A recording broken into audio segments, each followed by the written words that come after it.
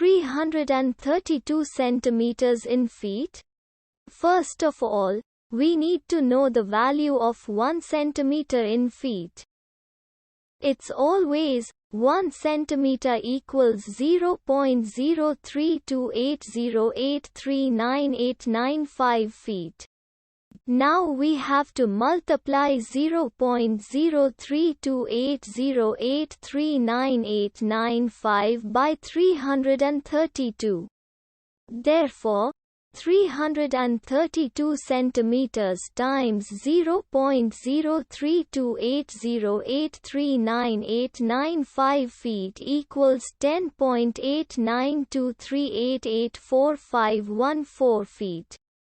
So, in other words, 332 centimeters equals 10.8923884514 feet.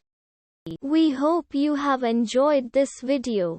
Please like and subscribe to our channel for more videos like this.